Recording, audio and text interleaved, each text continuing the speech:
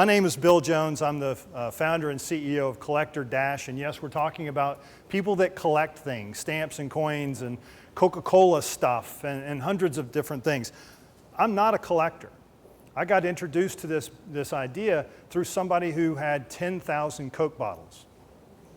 I was like, wow, that's really bizarre.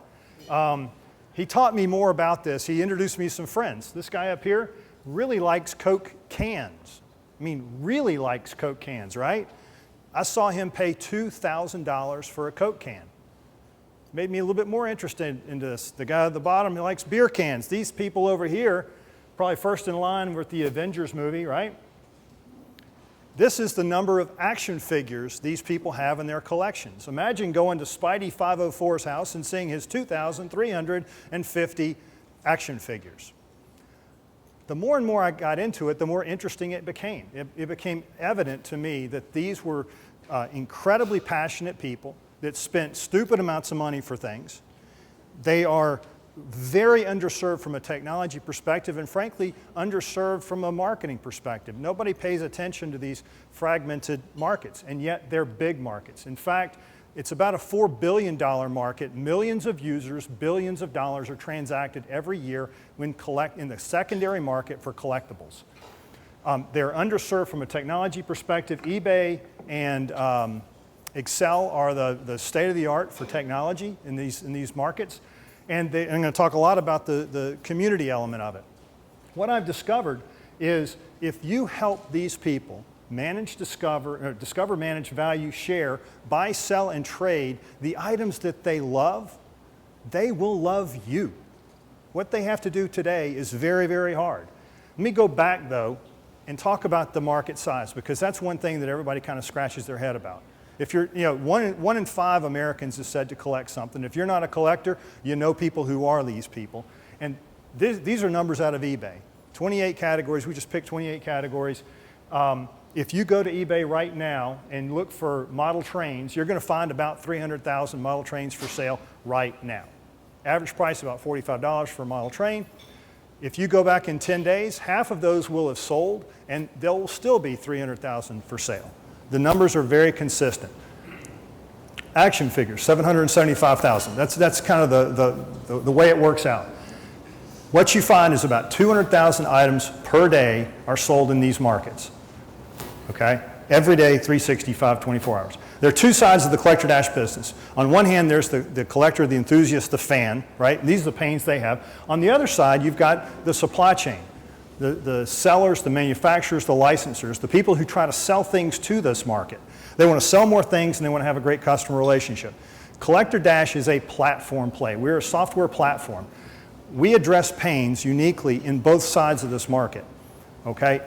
Because we address pains in both sides of the market, we are a disruptive force, and we create a really, really exciting opportunity. Let me start with the left side, how a collector uses Dash. Every collector wants to know, what's out there, okay? I love these things, tell me more about them. We provide the world's best catalog as part of the site. We have 90,000 model trains on the site. You can drill into it, look up the electric locomotives post-war O-gauge and see them all right there. That makes people happy, makes collectors happy. When you're looking at them, we add to collection, add to wanted.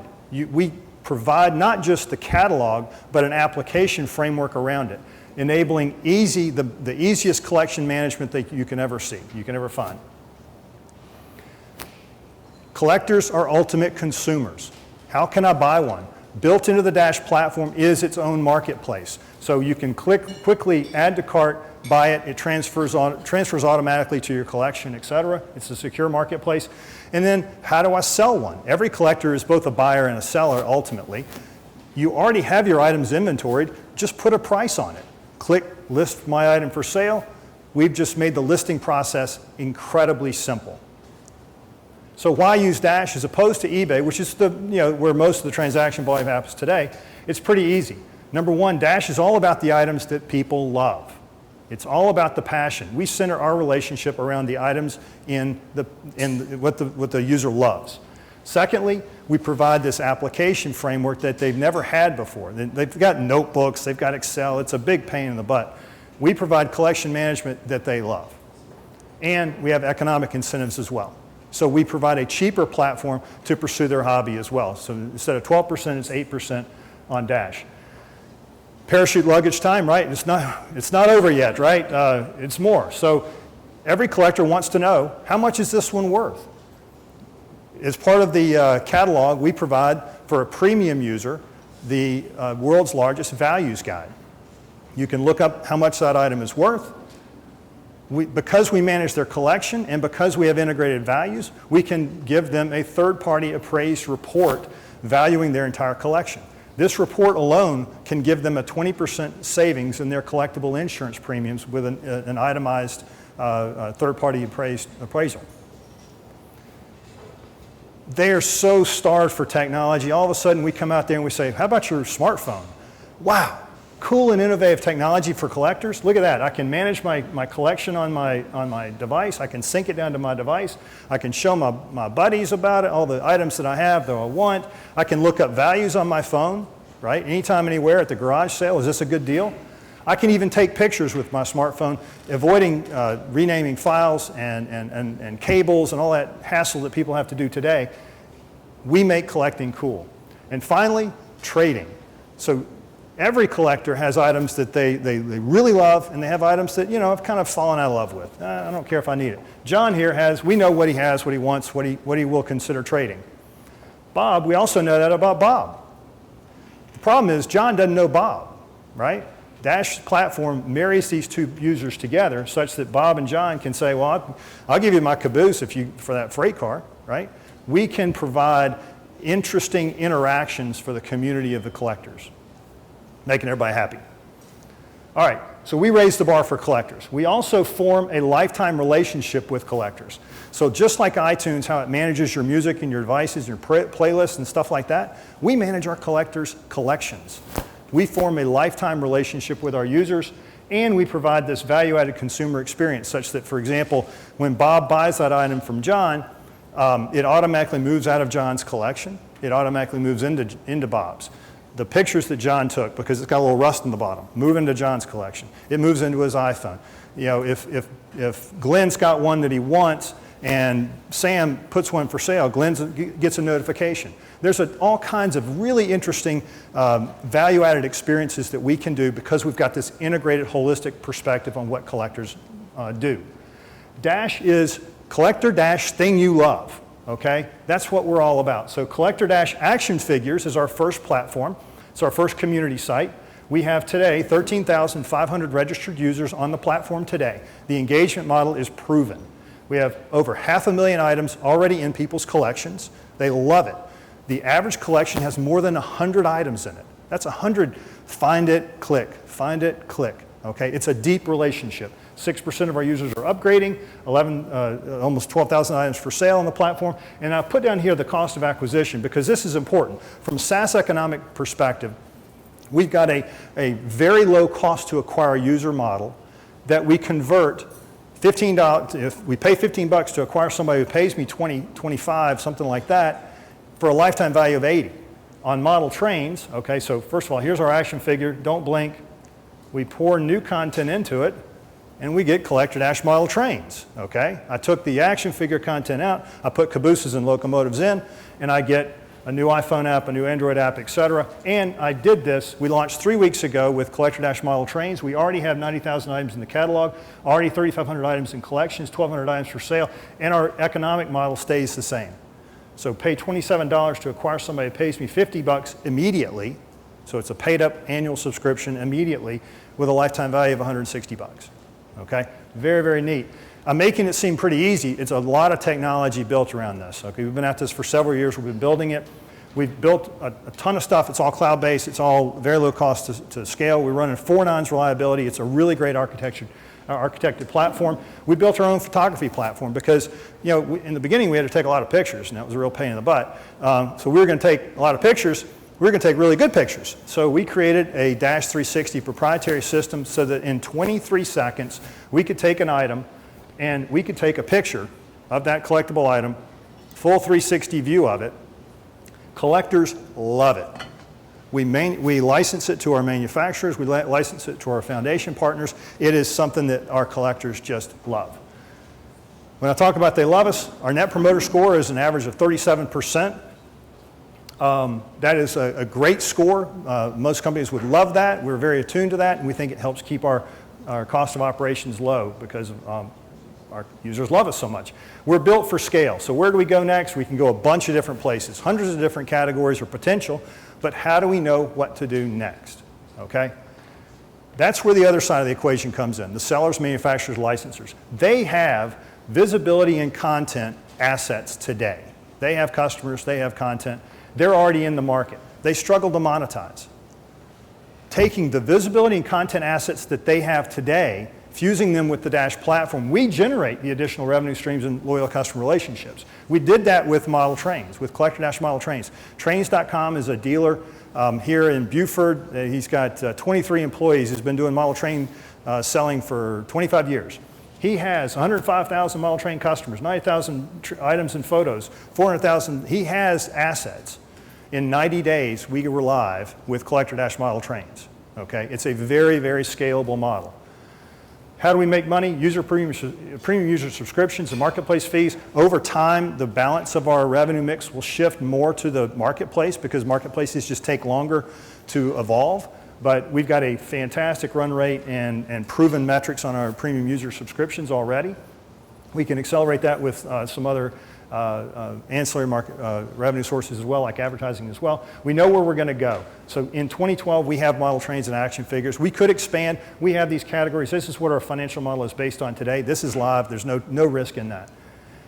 Die-cast model dolls, coins, pins, stamps, figurines, following us. We know the metrics. We know all that. So what do we look for in a good category?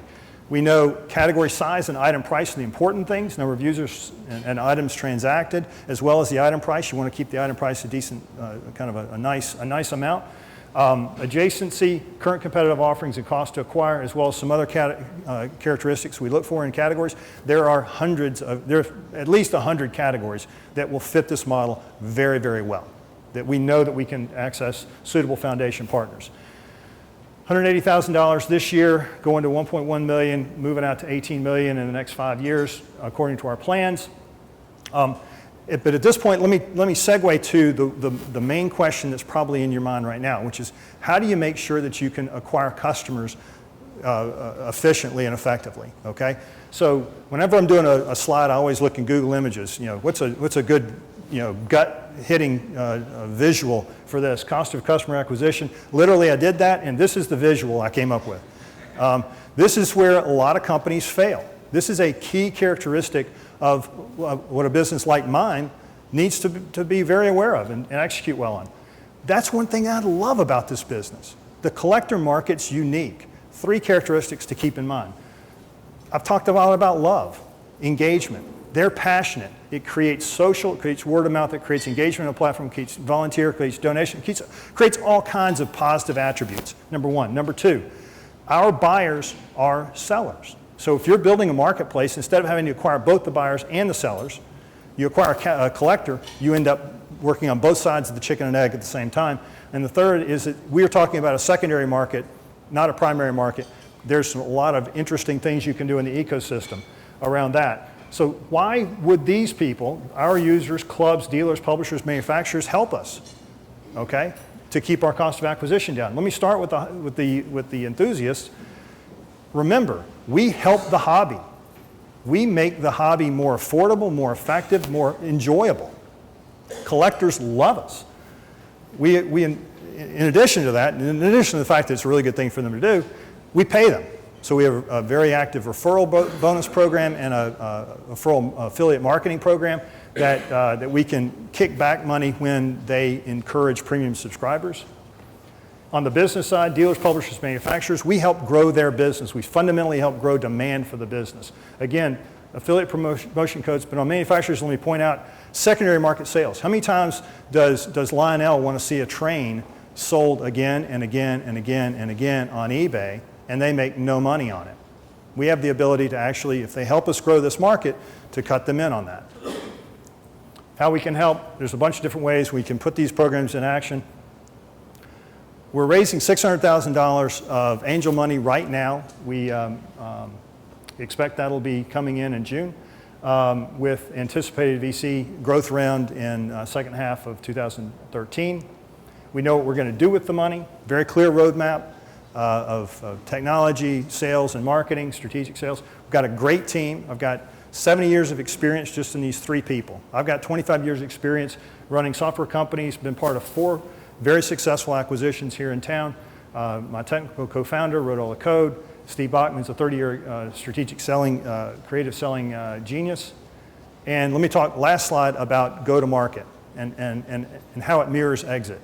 So our exit mirrors our go-to-market. Remember the right side of the chart.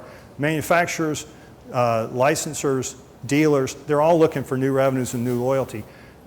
These are multi-billion-dollar companies. And even on the bottom, where you've got the mega e-commerce shops, a lot of them would love to have the kind of model that we have. And if you look at what Etsy's done to eBay with a collectible market, with a community marketplace, we are a community marketplace too. We're just a bunch of them. Thank you very much for your time. That's CollectorDash.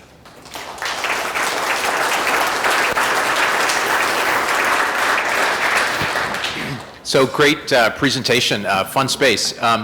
Talk a little bit about how somebody like Trains.com would transition to Dash and how it affects their current platform, assuming they've built this brand, they've got a set of users, they've really built and spent time there. So what does the transition look like?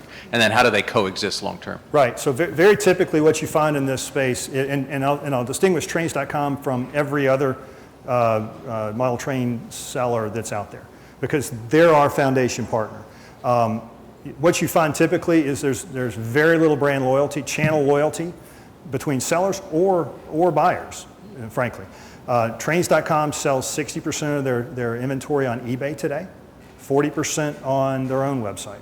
They make all their money on their own website. eBay is necessary because it just generates cash. It's a cash wheel. We're taking their transactions right now, moving them to the Dash platform when we build up the base. When we add auction support, they will start taking all of their auction listings from eBay, moving to the Dash platform too. For them, a big driver for them, and I didn't even mention this, a big driver for them is lowered infrastructure costs. They spend a ton of money on their own infrastructure, managing their own inventory.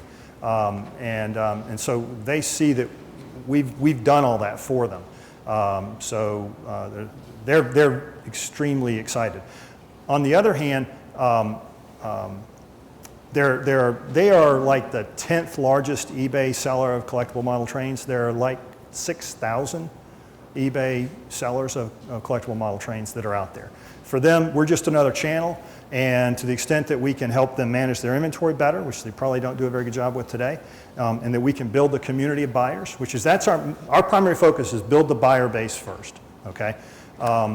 Then they will come to us. There is a real love-hate relationship with eBay going on out there. eBay is loved because it gives you access to a virtual market, and there is a high degree of hate given the fee structure and the restrictions that people have. Did I answer your question? Fantastic job, and congratulations on all the progress you've made. Thank you. I have some questions about the market size and your users. I think it's great you've got the NPS and you're digging into your user base. So my question is, there's a couple. It seems like for those collectors who have a lot of items, they probably get disproportionate value from using your platform. How do you sort of segment your user base from sort of the enthusiasts who have, I don't know, 10 plus, or I mean, there's got to be some number above, versus the more casual users who maybe don't hate eBay as much? How do you sort of segment it? And of the 4 billion, how much of that is transacted by, and earlier you said it's sort of 1 in 5 Americans are collectors. What's the number for the hardcore enthusiasts that probably derive immense value from your platform and maybe are willing to pay much more because they're so excited? Maybe can you unpack that a little bit? Sure. So one thing that we looked at is what was the heterogeneity of the population of the people that transacted. So we studied 50,000 transactions in period 1 and period 2. Period 2 was 2 weeks later on eBay. What we found was that 80% of the people that transacted in period 1 were different than the people that transacted in period 2. A lot more heterogeneity. Very, very, very long tail market, okay? It is very much a I think I'll sell one kind of mentality, okay, as opposed to more of a professional dealer dominated market. Number one. Number two, we've not found a big correlation between the number of the number of items in a collection and their willingness to pay me a premium. The number of people who pay for a price guide, right, a printed price guide, which that's who we're kind of competing with on the values guide. Everybody pays $25 for a book, right? So they pay me, 25 to $50 for a subscription, and they pick up mobile and they pick up a bunch of other things too. So we've not seen a big correlation there. I think largely it's we just got to get the message out more, and we'll pick up more and more users that way. So for those users who have lots of items, they don't see value to be able to manage all of them on your platform? No, they do. But I mean, they're in terms of the curve of our users. I mean, it's the typical bell curve of our user population. The average is about 100 on action figure item side. They're locked in. They don't want to go anywhere else when they put 100 items in the site, and they come back and they transact. I don't know if I've answered your question. So I guess I'm trying to figure out, the 1 in 5 is a big number for collectors, and 4 billion is a big number. I'm trying to figure out how much of that are these very active collectors that when they hear about CollectorDash are going to say, I need that, as opposed to someone who buys one thing every now and then off eBay who might say, well, I don't necessarily see the need for that. Yep. At some point in the future, they may say, hey, this is a niche community, I'm going to go hang out here, but sort of that initial early adopter who's going to fall in love with it. I'm trying to figure out what the numbers for those guys are. It's hard to get great data on that. We did some surveys early on, and I was blown away about the number of items that action figure collectors, they'd buy 4 items a month, and on average. And I still have a hard time getting my head around it. But that's how Spidey 504 ended up with 2,350. And I don't understand it. We went to the York Train Show about 3 weeks ago, and was blown away. There were 12,000, older white guys walking around talking about model trains, and they had wads of cash, because it was a cash transactions. They're very, very excited to do the deals. It's an immense market. We estimate that there are 4 to 5 million model train collectors worldwide. Thanks. That was a good presentation and brought back, well, I got to go back into my basement now. I got tons of baseball cards. Yep. I was an avid collector of them. So could you talk about that, how you guys gather the data on the catalog side, and the cost to gather the data on the catalog side and on the value side? Right. The primary, there's 2 primary things we look for in a foundation partner. One is, the content. So trains.com had 90,000. In the course of selling for 25 years, he had taken a lot of pictures, he had written a lot of descriptions, and so he'd stored it, and there are a lot of people that have done that. The databases exist out there, okay? For action figures, we had to build it ourselves, and that was a giant pain. It just doesn't exist, but it's an asset that we have ourselves. So our foundation partners will give us the first level content. The catalog itself is a crowdsourced enabled thing, so it's a wiki asset. You can go in and add items, edit items, and things like that. So we count on the community also contributing, and we see that happen quite a bit. The second thing we count on for a foundation partner is access to the market. So good visibility, good customer base, and again, these typically are people that have been in the market for a long time, so they give us credibility and instant visibility. Yeah, that's the obvious question in any marketplace, right? How do you drive liquidity into it? It seems like your strategy is with the kind of core go-to-market, what was the term you used? Foundation partners. Foundation partners in each different vertical that you get into.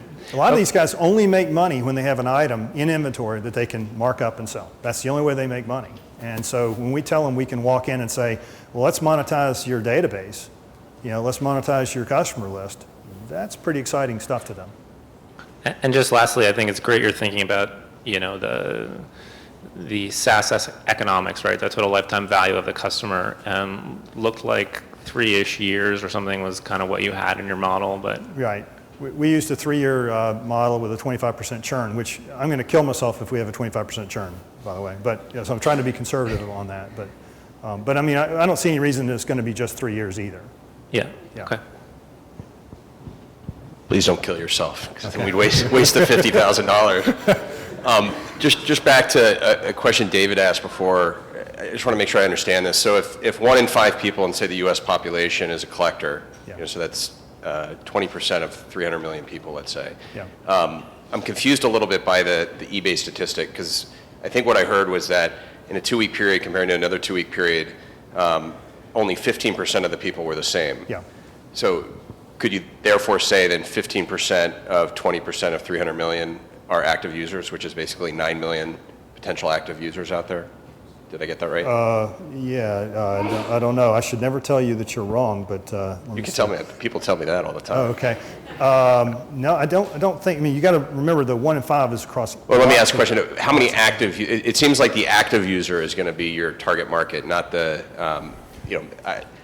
Although I might be interested. I have my comic cards that I can get rid of. That my grandmother told my dad were valuable, and now my dad says, "Don't you ever get rid of them because they're really valuable, Kevin." And eventually, I got to get rid of them. There's a big market for people who basically Fred's a big model train collector, and Fred, passes away, and the kids inherit his collection, and they don't know what to do with it. And they know Fred's got a lot of value, but they know nothing about it, right? How can I inventory what I have? How can I value it, and how can I dispose of it? Okay, so your sense is this will be for more than just the active user, but Absolutely. maybe the uneducated Absolutely, user. yes, Okay. yes. Second question I had. And think of it, the wanted list is a great gift registry, right? I mean, Right. the one, I want to buy, he's a model train guy, I go to he has his own website, I can see his wanted list, I can buy what he wants right there.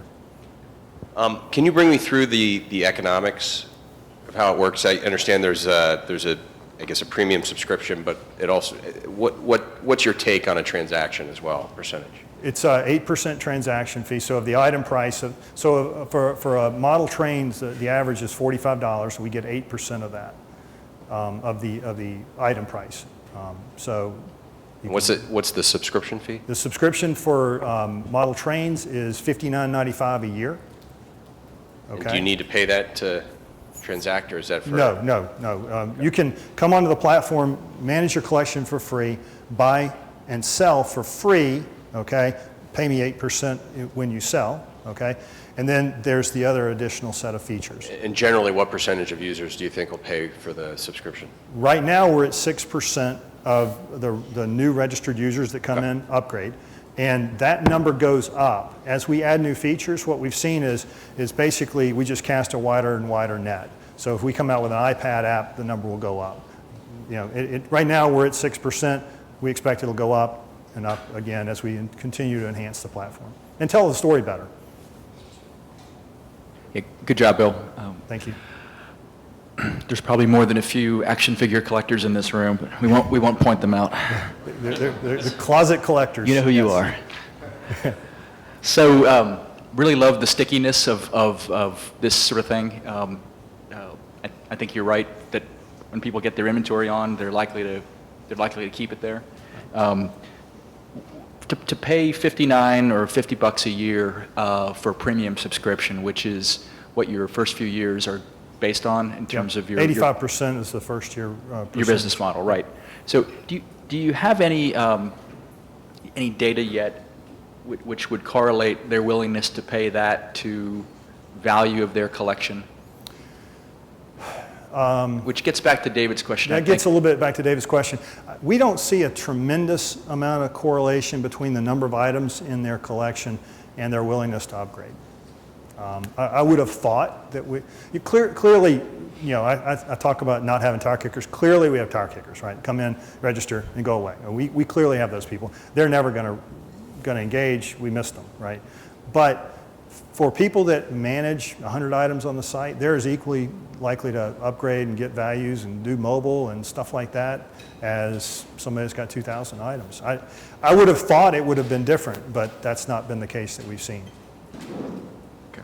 Yeah. You can justify the upgrade price with one price guide, right? These price guides cost $20, $30, $40. The collectible insurance thing, the mobile app, when we first came out with our iPhone app, it was a $10 iPhone app. We sold 1,000 iPhone apps at $10. That's the most expensive iPhone app you can ever see. We sold 1,000 of them. We changed it, but I mean, people are willing to plunk down money on this, on the premium side. Lastly, Bill, what's the next market you're going to tackle, and why? Yeah, so the next one that we're scheduled is die-cast cars, die-cast vehicles.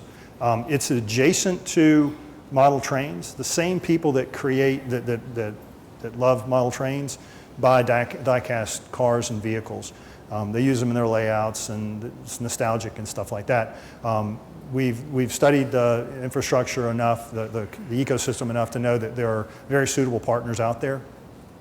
And frankly, we think the transition for die-cast is going to be as easy as model trains was for us. So die-cast, dolls will be next, and dolls it's not adjacent from a demographic, a consumer demographic perspective, but it is adjacent from the perspective of the manufacturers, and the licensors are the same people in the dolls and action figure area. Toys R Us would love to have die-cast model trains, dolls, and action figures, right? So there's an awful lot of synergies around kind of our initial go-to-market planning. The biggest categories are stamps and coins right now, and we want to kind of really get the model nailed before we hit stamps and coins. We need to move on, I'm sorry. Okay. Thank you very much.